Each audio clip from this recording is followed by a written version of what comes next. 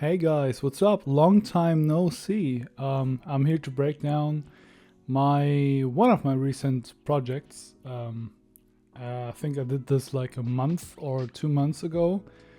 Sadly, the show is completely fictional, so there was no client, and I only did this really because I wanted to practice some animation, especially these kind of transform build up animations you see a lot in tech ads and games. I think the most famous example of these kind of animations are the Transformer movies. But if you played the old Command & Conquer games, for example, like in Red Alert 2, if you build stuff in that game, you have also like these super satisfying animations. So I really wanted to do a project where I could just, play around and mess with these kind of build-ups.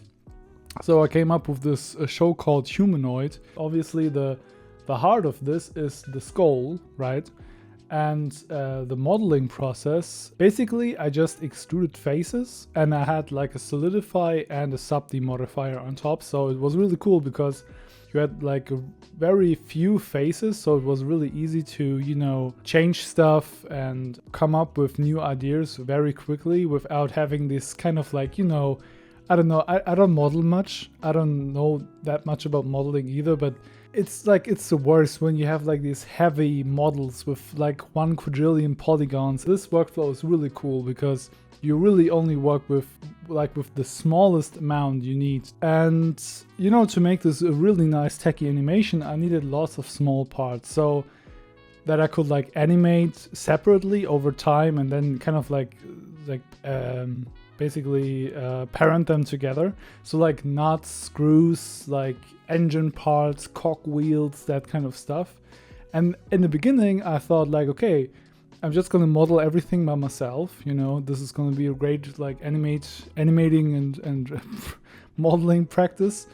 But dude, at some point I just started kit bashing because it just took way too long. And besides the modeling and animating in Blender, I also had to kind of like come up with these, UI HUD elements in After Effects, and also I had to animate them. So I kind of had to cut corners at this point. I don't regret it. I think kit bashing is a really cool technique. It's really fun to work with like these high quality small models and just put them together and come up with something new. It's kind of like playing with Lego back in the days. And now for the animation bit, it's basically the workflow was like I just had like all these separate parts because that was kind of like the aesthetic I was going for, right?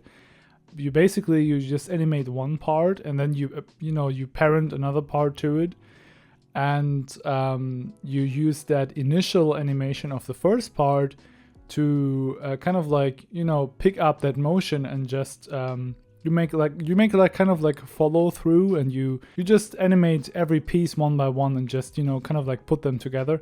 Through the whole project I had this blueprint aesthetic. So I had these kind of like profile shots, if you can call it that, like orthographic shots of my models. I rendered everything out as a PNG sequence, took it back into Blender, and then I just stacked these layers on top of each other to get this kind of like, blueprint look. Also, like when it comes to the materials, it's just a really basic metallic shader. And for the mask, it's just like a carbon fiber material I found on Ambient CG, I think. For the materials, I showed them like no love, like there was no time left. And I think the only other thing that really took a lot of time was, setting up the lights in a cool way, and also like obviously the cameras, like the shots basically. I mean, this kind of stuff always takes a lot of time. It's not only about your work, it's also about how you present your work. So I think that's the part where you shouldn't cut corners. That's like always a big part in a project, I think. Yeah, and that's about it pretty much, I don't know what else to say. So I hope you enjoyed this, and if you did, you know the drill. Leave a like, comment down below, subscribe to the channel. I appreciate that a lot, and other than that, I see you guys in the next one.